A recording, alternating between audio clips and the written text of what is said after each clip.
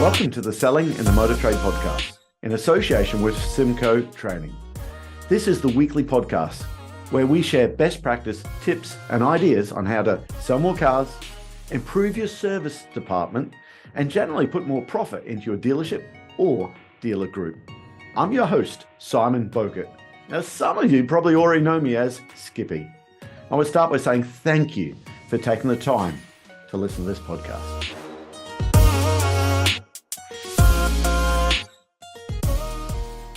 Yeah, you're seen as, we all like to have the expert, as in, if you need help with plumbing, you go and speak to George. Yeah. George will sort that. Hey, listen, I need help with an estate agent. That's the person that's going to help me with my latest buy-to-let property or whatever there. Ali's got to be seeing the guy to help me with cars.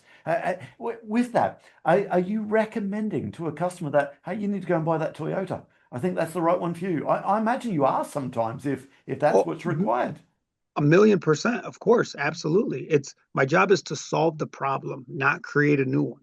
So my job is to solve your problem. And if your problem then says that you should be buying a Toyota, then I would advise you, hey, maybe that's a better idea for you today. And of course, you try to keep it in the circle of friends that you have. So you should have a contact at Toyota or a contact at Chrysler. So you can keep that person in your inner circle and you're just not like letting them go and they're out there, free for all. So of course, have that circle of trust with other people in other industries. I'm not competition with them at all by any means. There's enough to go around for everyone, but it does mean sometimes saying now is not a good time. It does mean that, hey, interest rates are not really in your favor based on your credit score. Why don't you do these few things for your credit and come back and see me in 30 days? Because I'm not selling from scarcity. I'm not concerned about that person never coming back. I'm not, and I know that's harder done than said, because, our job is not to let people leave the dealership and not take a car. But when you get to the relationship type selling, again, you're protecting this person and you're not creating a new problem for them. Then I have to clean up later. So I'm protecting myself in essence, because when they come back, I can't say, oh boy, man, what happened here? They're going to be like, you did it. Yeah. Exactly what they're going to say. And you lose credibility over time. So that's why it's important to have control over your deal. At some point, you want full control. I wish managers would listen to that. So many times in the UK, I'm sure it's around the world, we weld a customer into the car. We get them into it, okay, and the residual value goes up, the mileage goes down.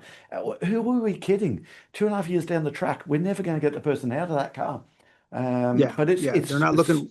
It's today, and it's that's what I was going to tell you. They're not looking for tomorrow. It's sorry, I'm cutting you off there, but you said a phrase. It was at the NATA conference that you're not building a 30-day period. It's not a month you're building.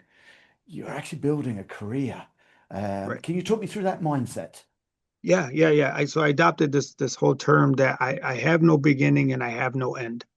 And we use that at our Pinnacle Society, which we could talk about a little bit too. But I have no beginning and I have no end, even though our industry measures our performance in 30-day increments, right? Because the dealership's like, oh, what have we done in 30 days? We have quotas. We have this 30 days. My career is not measured in 30-day increments. It's measured in a career. So just because I start over with the monthly count every month doesn't mean my career starts over. It doesn't mean that that's it. It's 0 to 0 every month. Is I have a consistent career going. So whether I sell them on March 1st or April 1st or May 1st, it's fine because it's a career and it's ongoing. Again, we're not selling from scarcity. So you have to adopt that mindset that I have no beginning, I have no end, because I'm not trying to just live for today. I want the longevity of it. I need a career out of this. This is not a job, it's a career. So understanding that you're building a business, it's a continuous cycle. It keeps going, and the more years you sell, the more you should be selling. And if you're not, there's something wrong in the process and the way you're doing things. But the more years you have in service should increase year over year. There's no reason for ever to go backwards. But isn't that mindset where people do over here, a 200 club would be a decent salesperson, 200 a year we're talking about. Now, Ali, that's not a month. Okay, that's 200 a year, but that's a Yeah, decent salesperson. They hit the 200 club and they would sure. could be considered a decent salesperson. But again, if you're 200 a year for 15 years in one store, where are the customers that are coming back again and again and again? It, Correct. Something is wrong. yeah. Something, you got to take a hard, long look at what you've done, how you've done it, and why it isn't growing. And it's just a mindset. You have to adopt the mindset of I'm running a business within a business. This is my storefront. This is my Yeah. store. I come in, I turn on the light. Customers are coming in to see me, and that's the business that I'm running. The dealership is providing to us all the tools that we need. The building, the cars, the phones, the internet, the computers, But everything not the that the customers, but not the customers. You provide the customers, not the dealership. That's the difference, isn't it? correct. If you want to be average, then you allow the dealership to provide you customers, and you'll get average results of 12 cars a month, which is what Mhm. the industry says 10 to 12 is average, Yeah. based on waiting on dealer driven opportunities, doing nothing outside the dealership. It's what you're doing outside the dealership that makes you an elite salesperson. It's just sitting there waiting for the next one to come and relying on the dealership to provide these customers coming in. So all of us have the potential of getting out and creating this business. So if you open up your storefront and you're relying on just normal traffic from the dealership to come in, of course, you're going to get average results. But if you're out there doing the things that you're supposed to be doing, if you're engaging, if you're putting yourself out in the community, if you're giving back, if you're doing social media the proper way, those things are going to drive people into your business. Stop thinking, salespeople, stop thinking that you work for the owner. You work for yourself. You're self motivated. You're sales professionals. You got to get out there and create this business to come in. It's crazy because they'll get a referral, they'll get a repeat customer, they'll get a community customer, and they'll say, wow, that was the easiest sale I ever had. And we made more profit off of this customer. And then, like amnesia, they just let it go, like it was by accident. Be intentional. There's a reason why that was the easiest sale you had. It was a reason why you made more profit off of that deal. So be intentional and break it down and figure out where they came from, why did they come see you, how did they get there, and analyze it. Right? We call it deal autopsy. You got to break that deal down and figure out what went right. Mm. Same when you lose a deal, break it down and what went wrong. Don't just be oblivious to it and be like, oh no, that customer was just being a jerk and they didn't want to buy from us anyways. And a day later they're buying somewhere. Yeah. So don't be oblivious to these things going on, because there's clues in there. You just got to look for them. Yeah, can I go back to Jerry? Because Jerry seems to be your first mentor that you learned. You Yeah, were going to go together. Jerry must have been building his own customer relationship management system. And if he's retired, I don't know his age, but I'm guessing yeah. this is before you had computers and CRMs. What was Jerry doing to stay in touch with the customers? Was he actively reaching out to the customers saying, "Hey, it's time for a new car. You've had it for two-thirds of the way through your finance agreement"? Is he just staying in touch with them and hoping they come back to him? What was he doing? It's so crazy because you're right. There was no CRM. He was, when he retired, he was 55. And that was 15 years ago. So, there was no real strong CRM. There was no, him calling all these customers, telling them to come back. It was crazy to think that, but the customers wanted to stay engaged with him. They did. The burden was on them because they're like, oh, I'm going back to Jerry. I would never trust anybody else. So in their mind, there was no other options. They How did weren't he get that trust? What did he do? Looking a from the community. outside. It was Yeah. Yeah, it was community service. It was all community service. I would go to him to a function, and it's what's hard in car sales is breaking the ice, telling people, oh, I sell cars, right? I'd go to him to a function, and people would gravitate towards him. They would be coming up to him and, hey, Jerry, what's the deal of the month? Hey, what's this Suburban going for? Or what can I get this car for? He wasn't even mentioning the word car. He wasn't Mm. even saying, I'm Jerry, the car salesman. Yeah. He was Jerry. He wasn't the car salesman. He was just the person that they knew that he loved them. They loved him. He knew that they were going to take care of Trust. him. They were engaging. He wasn't trying to break that ice and saying to them, I'm here to sell cars. Here's my cards. The intention wasn't that. It was that he was there to support whatever the function was, and people were coming up to him, and that burden was on them. It wasn't really on him. So that's where all these people started coming back. Now, of course, we want to stay engaged with our customer base, and you want to do that because now with social media and internet and accessibility, everything is online. People's phones, ads pop up. It's very important to stay engaged with your customer base. But when you build that loyalty, not just brand loyalty, when they build that salesperson loyalty to what you offer that person and the community, people they want to come back to you. And I have so many people come to me and say, but I've been dying to buy a car from you. I couldn't wait to get a car from you, and they're like coming to me saying that. And, they want that service, and they want to say, I got a car from Ollie. And, it's an amazing feeling. And I'm so grateful. And I let them know how grateful I always tell them, you have thousands of choices and you chose us. I don't take that lightly. I'm extremely grateful for that. So we thank you. And I want them to feel that gratitude back. Ali, can I ask you, what do you measure other than just results, other than profit? Is it profit? That's a question I need to know, actually. What do you measure other than just the results on a weekly, monthly, yearly basis then? No, it's just being intentional. It's serving. It's giving back.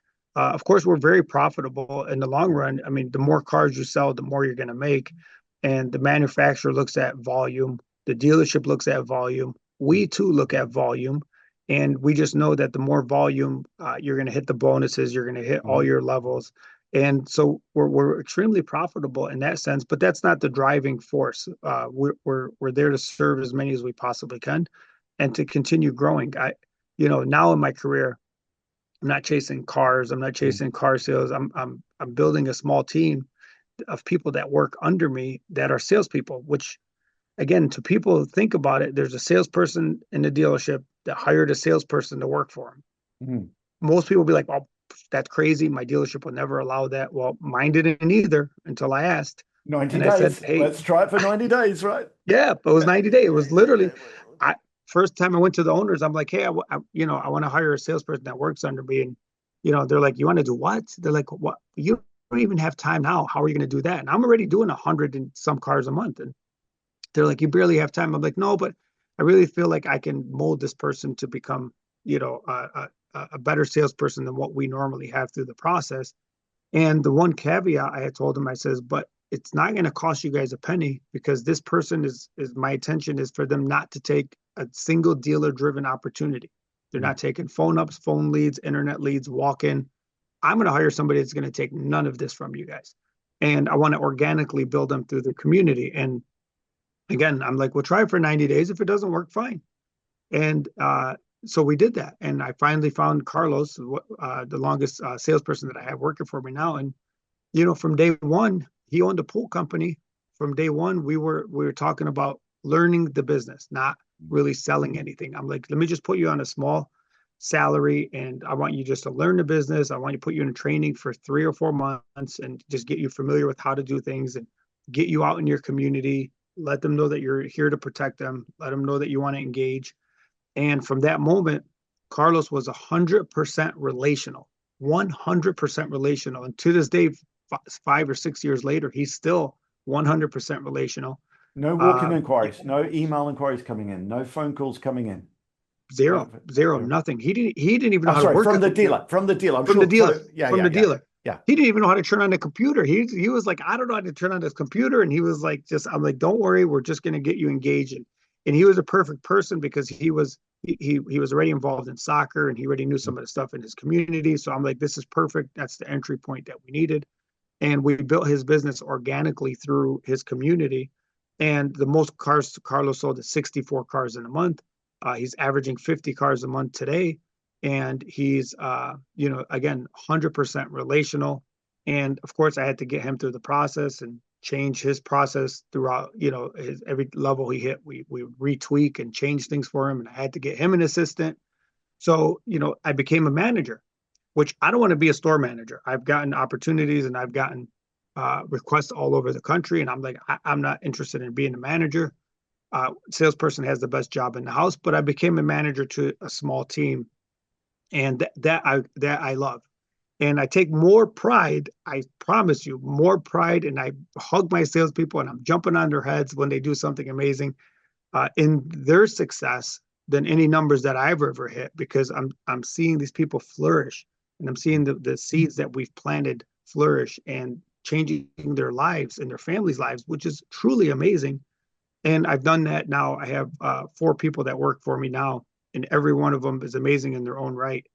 And I I take think no it's fair to pride. say that their numbers aren't your numbers on the record. No, They're doing a their numbers are completely. their numbers. I just know some people might be sitting there thinking, Ali's not Makes doing this. No, no, true. no. Good statement. Yeah, Yeah, my 130 a month is separate than Carlos's 50, yeah, is separate than yeah. Mike's 30, it's separate than Mirna's numbers. So they're all separate. So if you So collectively, they're yeah, probably yeah. 240, 230 Yeah, if you collectively look at it. back to that measurement stuff. I suppose it's the consultancy is coming out now. So when you Mhm. start Carlos off, Mike off, or something like that, relationships. So they're not waiting for people to walk in.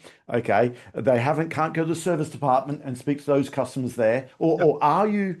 What are you getting these guys to do? Yes, out to the community.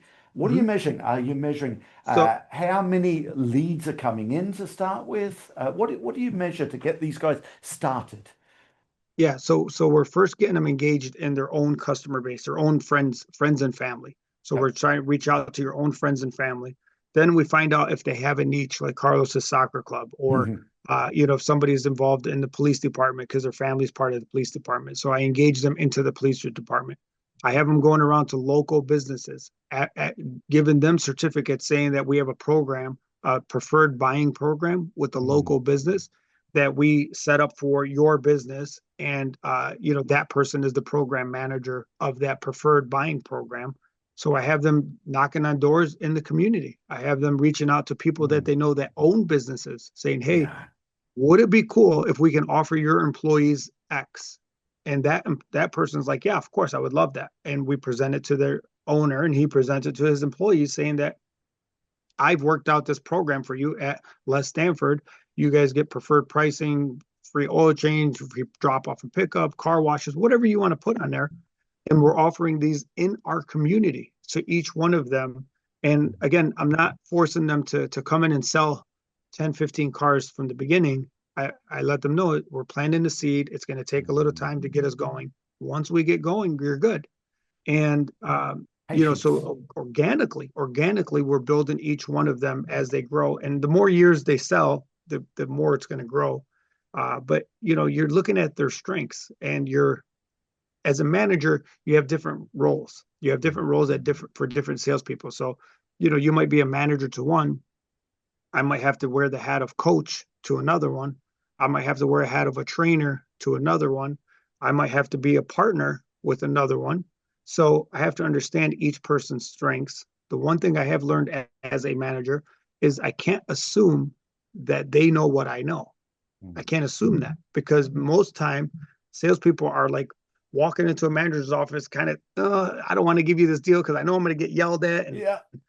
I got this deal and this customer said this, and I don't know if I should say that. And the manager then yells at them, and they go running off and don't never want to come back. Mm. Wrong. It's the wrong way to do things. So you educate them. You Mm. tell them that, hey, even if I have to tell them 10 times, again, I can't assume that they know what I know. So, because if they did, they would be in my position. And Mm. I want to get them to that position where if you do it properly and have a salesperson that works for you, and you go through these, you're a manager, you're a trainer, you're a coach, you're a partner. When you get to the partnership, you don't have to engage as much. You don't have to do all the things that you were doing when you were a manager to them. You don't have to babysit them the way you did. So they're evolving over the years, and then your interaction with them is a little bit less, because now you're just a partner. You're there to move roadblocks and obstacles, and you're not holding their hand the entire time.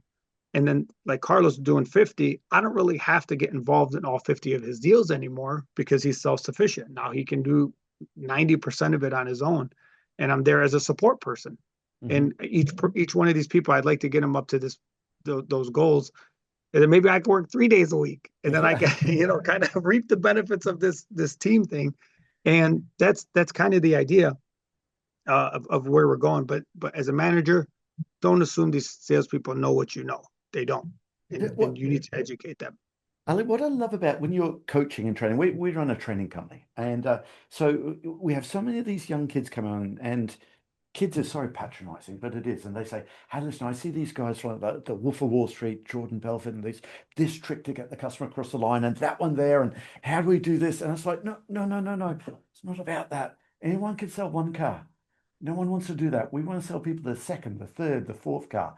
That's Yes. where it's at there. And I love when because as a manager, you're a trainer. It's the same job. You're just training. Correct. Absolutely. And I love it. It's not about closing tricks. It's not about this little, it's not that at all, is it?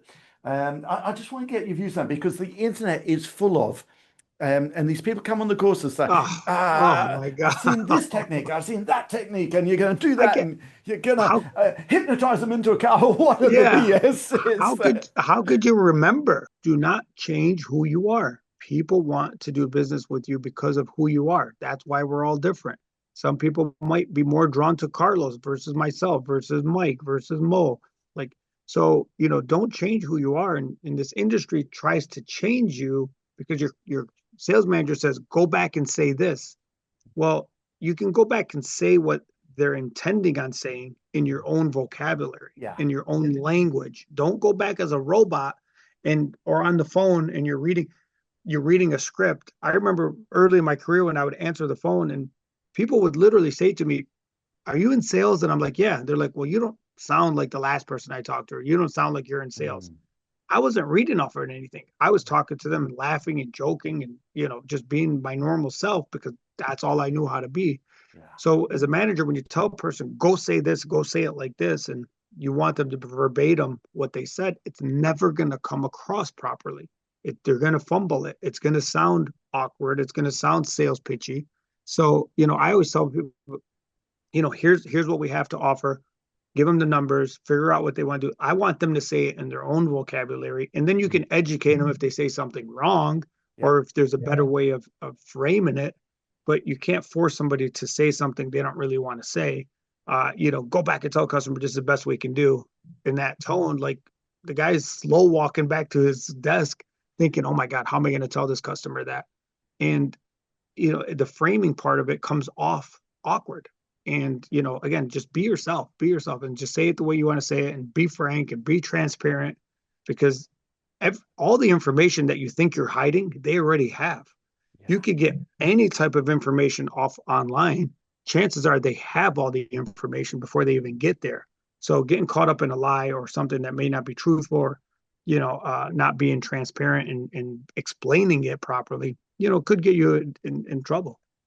Yeah, anyone can sell one car. You've got to sell yourself first because people buy Ali, people buy Carlos. That's who they're actually buying now. Yeah. And I got to say, the tricks of the trade, and whilst we believe in process, we believe that you have to do certain things there, but it's not about tricking people, is there? It's building that database, and which brings me on to the thing I hate in the motor trade, probably more than anything, the back and forth, back and forth, back and I know. forth. Get out of my way. Let me speak to that person there. Can I get there? I suppose from your customers there, they're going to prefer the process anyway because they know you. They bought three or four other cars. They trust you. That trust is built then. And it's like, that's going to happen. I want to get your views on the back and forth because someone listening to this now is saying, yeah, I know, Ali, you don't get it though. I'm not allowed to say anything to the customer without going to the main manager. Then I'm going to my business manager. Then I go walk back out there. If you're two things, if Yeah. you're because you went through that to start with, okay, Yeah, I you were went through it. there, Yeah. yeah, Yeah. okay. But also, I want to, what advice you have for that person that's having to go through that back and forth? But more importantly, what would you say to the manager that's making the people go through that back and forth? Should we not be just giving our salespeople more trust, more autonomy, allow Yeah. them, give them the guardrails to operate in? I want to get your Mhm. views on that. Yeah, the veterans, they need to give them that leverage. They need to Mm, take off the guardrails and allow them to be themselves and allow them to do a little bit more so they can flourish because far too often the dealerships do hold you back because they say, well, we don't do that. We don't allow that. But mm, but again, it's not a law that says that. Somebody put that rule in place for a reason. but those rules could be looked at again, and you should have exceptions for exceptional people. There's no doubt about it. Just because you do it for one person doesn't mean you have to do it for everybody. That's not how it works. And it's okay to Kobe Bryant or Michael Jordan to shoot more shots because their odds are they're going to make more shots than everybody else, and they've earned that right. So, for those people, give them the leeway, give them the little leverage, allow them to try it for 90 days. If your numbers fall, if they fall, if something falls off, you reanalyze. It's not a big deal. You go back and you try, go back to the drawing board and write it up again. For the early beginners, I told those people to master that process. Figure out the manager and how they like things done. The manager is trying to guide you in the best way they can. So figure out, what Oh, manager you managers want to aren't, respect. they're not bad people at all. Far from it. No, That's what they've no, been taught. Yeah. no. Yeah. Look, you and your manager have the same goal. Yeah. It's just how you get there, right? The goal is to sell the person a car, to offer them a vehicle, and to be profitable in the same sense. So the goal is the same.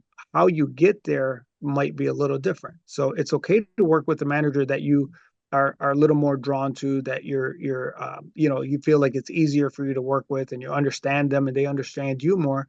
But master that process and frame it in a way where it benefits you. So when you go to your manager, that means having all the proper information. That means you can't go there and say, I need a payment, and don't have a down payment of what the customer wants to put down, or don't have an idea of mileage, or don't have an idea of what the customer is actually looking for. You tell a manager, I just need a payment. They just want a payment, boss. They don't want nothing. They just want a payment. They want to leave. Well, it doesn't work that way. So, master the process of getting as much information as you possibly can. Gather all the information. Go to your manager so they can make that the best educated decision. And then how you present it, master that. Figure out what works for you. And, a lot of people wing it. They wing this thing. They don't really know what went wrong. So, take notes. Afterwards, if you're able to record what you're doing without, customers. Yep. So again, you have to make sure that it's legal. The law, yeah. Record yourself. If you can record yourself through this process and go back and listen to it, then you can kind of critique it and say, okay, well, I didn't really like how I said this, but maybe I should have said it this way, or maybe this came across wrong. Maybe it was a little more arrogant. Maybe I could have been softer. Certain things, like, you have to sharpen these things up. It's practice. It's practice. Does Michael Jordan need practice? Did Kobe Bryant? Did Tom Brady? Did these people are the best in the world? Guess what they have? Coaches. Yeah. They have trainers. They have practice. They practice these things over and over and over again until they master it. So as a new person, you have to practice these things to get better. You have to figure out, what could I have said? Do a deal autopsy. Figure out what went wrong, what went right, what felt wrong, what felt right, so you understand how to become better and sharper and faster. And coaches have coaches. Why does Phil Jackson, one of the best coaches, have a coach? It's because that there's always somebody that can train you and help you do things better, but you have to practice. But why does Ali Reader have Damien as a coach still? I mean, and of course, you wrote a book together. What the book is called, How to Sell 100 Cars a Month. Is that correct? Yep, you got it. Yep. Yeah. How do people find that? Is that still on Amazon? Where do they find it? Yeah, Amazon. You could get it. There's a free download at Auto Trading Academy. You can go right to Damien's website, Auto Trading Academy, and there's a free download there. But that book is really cool because it's just the basics of selling. It's just the basics of learning relational selling. It's a very quick, easy read, but it sums up the industry on how you can get to those levels. And again, I'm a believer, if somebody did it, everybody can do it. I'm not sharper than you. I'm not smarter than you. I have a great work ethic. I have an open mindset that I believe more is possible. And still today, why am I trying to get more? Why am I trying to do better? Because I feel like more is possible, and there's always a better way of doing things. That's it. That's the belief system that you have to unlock to get to those levels. Otherwise, you just get stuck in the rut. So what do you do with Damien and Jonathan now? So when you're doing coaching with these guys there, okay, are you asking, how do I get to the next level? Is that what you're doing? Is it mainly mindset at this stage? It's not qualification questions. I'm sure you're not, Damien's asking you how to qualify a customer properly at this stage. Correct. Yeah. Correct. No, no, it's just how to grow business. It's mostly, we're looking at 5-year plans when I talk to those guys, and they're just brainiacs, and they understand, to see things differently than a salesperson or a player can see things. And now it's just, hey, in the next 5 years, what's our goal, and how do we start planning to see today? So in 5 years, we could be where we're trying to achieve. It's not like, what am I going to be doing tomorrow, or what am I doing next month? It's planning ahead. We're Mm. literally years ahead of planning. So, if I want to build this team and I want to eventually, I'm 52 years old as well. And if I want to work less, or if I want to, figure Mm. out what's my future plan, like I want to plant these seeds today. So I have that strategy in place. Well, it's something I just didn't really think about till then. You're working in a dealership, so clearly you've got a business within the Mhm. business within the dealership, and there's other salespeople working for the dealer. Okay, Mhm. there's other people around there thinking, Mhm. Ali, you must be in that part of the business. You've got your 5 offices all set up there. And Mhm. when you see the other salespeople there, what mistakes do you see them making? You must see them. You must see the same mistakes. They're not picking on these poor people. They don't know any different, right? Yeah, no.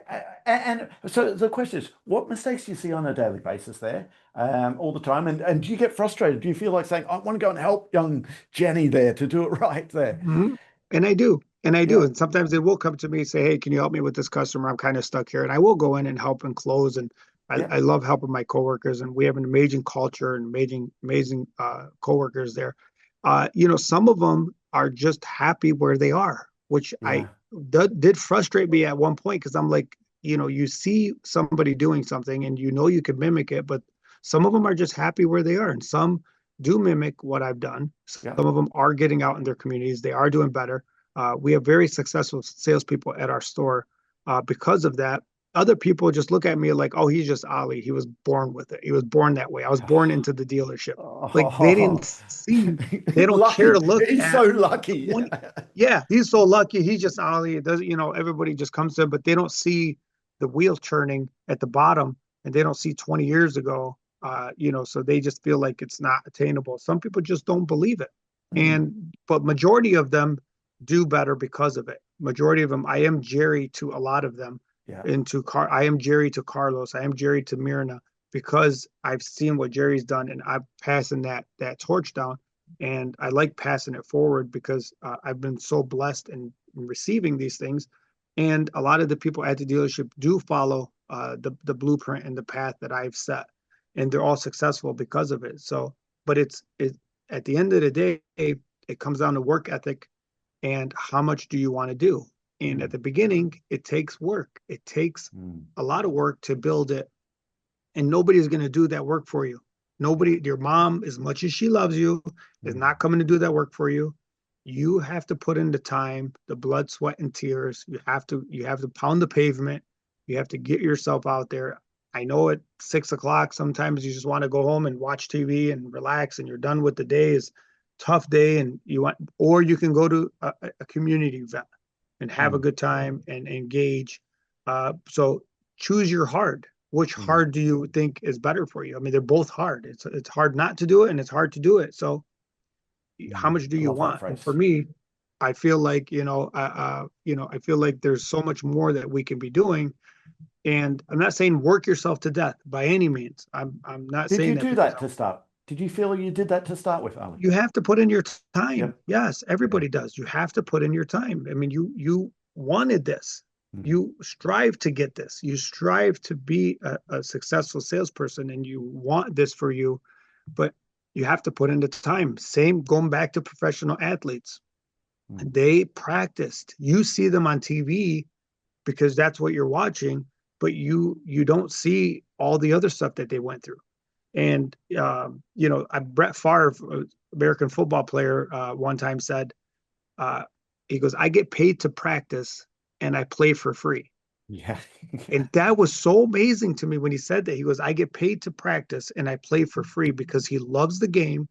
He has Mm, passion. And all the money that he gets paid is because of the hard work that he put in so he can be on TV so you can see him play. mm. And that's the same thing for us is we have to put in, we get paid to practice. And the sale is the fun part. Yeah. Yeah, so true. Listen, lots of dealers, and wrapping up soon because your time, I've just looked at the time there. Thank you so much for this time. Of I've really course. loved this conversation. Lots of dealers listen to this podcast. And again, I'm going to put myself in your dealer's shoes. He must love this Mhm. because he's not having to spend the same amount on advertising. He's not having to spend the same amount because if he's got Ali and what you're Yes. producing, he's got the other people watching what Ali's doing. Do you have any Yes. advice to the dealer listeners? Maybe you're a I don't know, Kevin Conley listened to this in Ireland, in Galway, Yeah. thinking, hey, I want my salespeople to be selling sort of numbers there.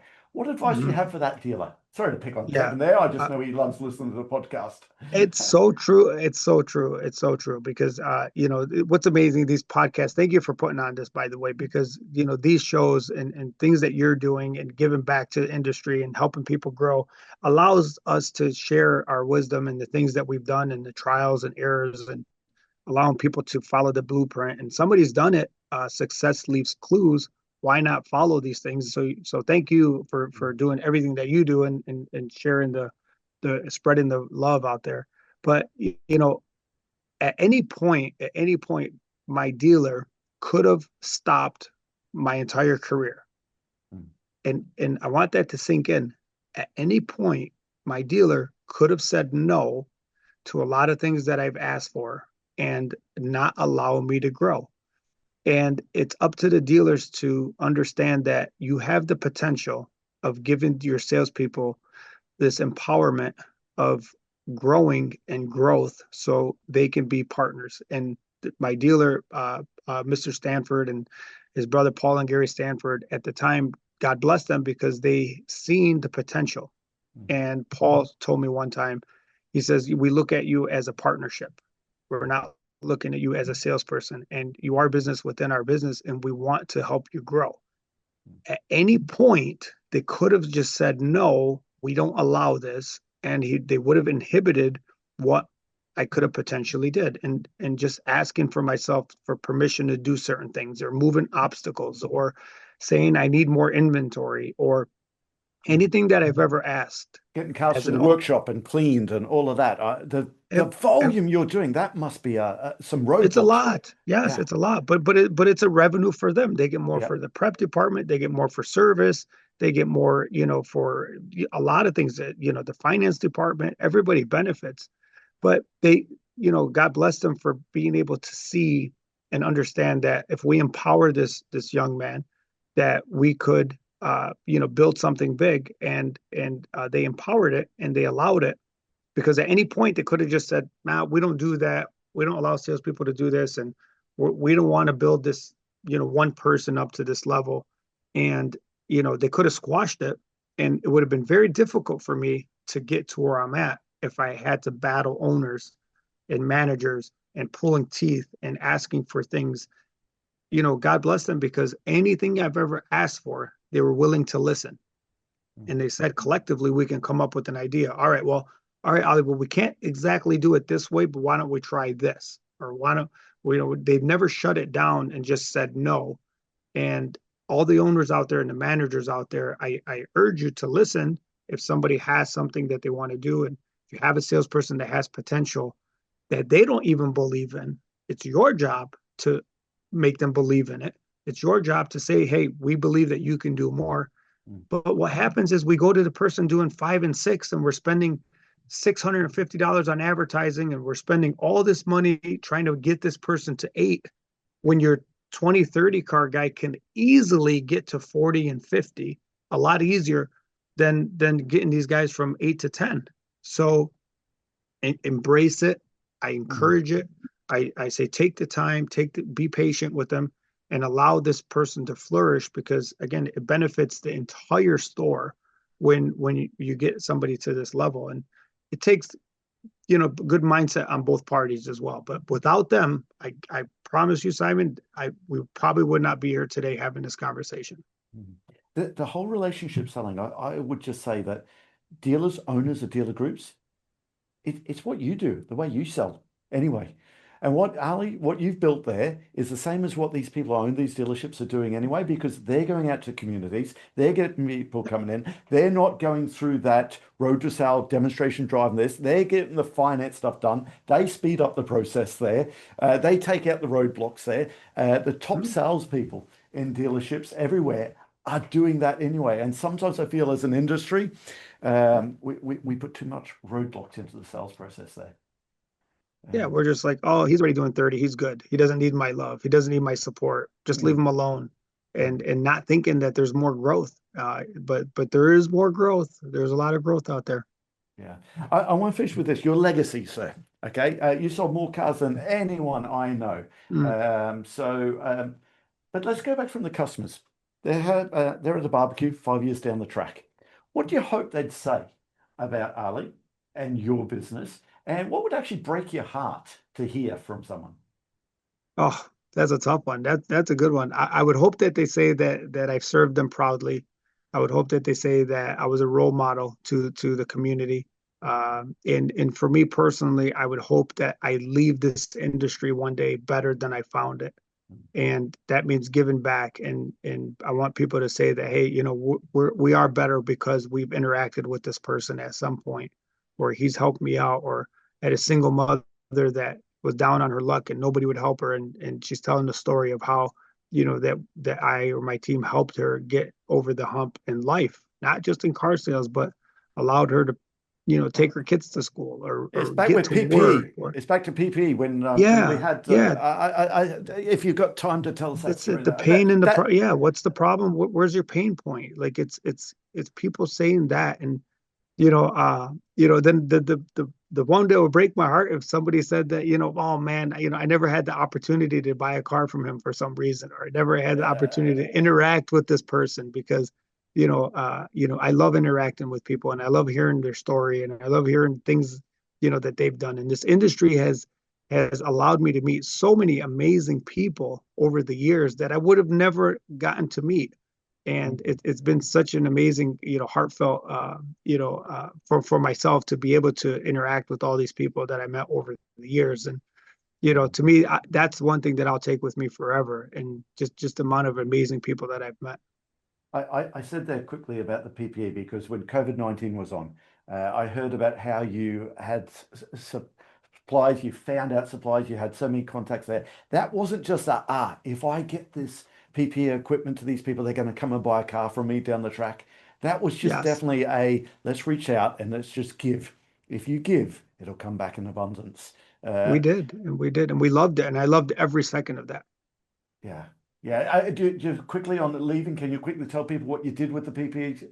This was, well, COVID's 5 years ago now. COVID. Goodness Yeah. me. COVID, man, people at that time were just so much uncertainty, and I had so many of my customers were nurses and doctors in the medical field, and they were struggling and they couldn't get the protection that they needed, and I was able through my resources able to secure some of these 3M masks that we needed and they desperately needed, and I was hearing of these nurses wearing these masks for a week straight, and they were being exposed. And so, I reached out to some resources and I was able to get a bunch of masks and we paid for them. I paid for them out of my own pocket. At that time, I didn't even ask the dealership. We weren't even open at the time. And I asked the dealership, I didn't even ask the dealership for help with it. And I paid for them and I got them. And rather than, post it, I looked up all my customer base that were nurses and doctors and the people I knew and reached out to anybody through group texts, and we personally hand delivered these masks to people's homes. And the outreach and what we got back out of it was just so heartfelt and welcoming, and people were crying. We'd drop off a mask and they would be crying over a mask because there were so many uncertainties and they were scared to go to work, and nobody knew what was going on. And it was just so amazing to be able to give back in that form and not ask for anything in return. We were just genuinely concerned about their health and their safety, and we were able to give back, and we continued that for a while. I was able to continue getting them the protection that they needed, and Well, people still tell that story now, which is amazing. But we did it for the right reasons. of course you It did. wasn't It was not, hey, this is from Les Stanford. It was literally me knocking on the door at times, not even saying, what it was or why. We were just there saying, hey, we're just dropping off masks. And Is it was that pretty so cool. true? So true. People are saying that, oh, I'll do that because I buy a car down the track and I put in there a flyer and I've got this deal and that deal there. But there'll be some of those people who got that mask. They're not sitting there saying, you know what, Ali's going to be 10 bucks a dearer on this Yeah. Chevy. Yeah. But you mean what goes around comes around. Fine. Yeah. It wasn't the reason. Ali, listen, I've Incredible. loved every minute of this. Thank you so much for Me your too. time on a Saturday. It's just been absolutely brilliant. So for people to reach out to you, if they find you on LinkedIn, that's probably the easiest way to find you, Ali, and go and find the book. LinkedIn. And Your book, How to Sell 100 Cars a Month. Okay. Sorry, Damien's surname. Forgive me. It is.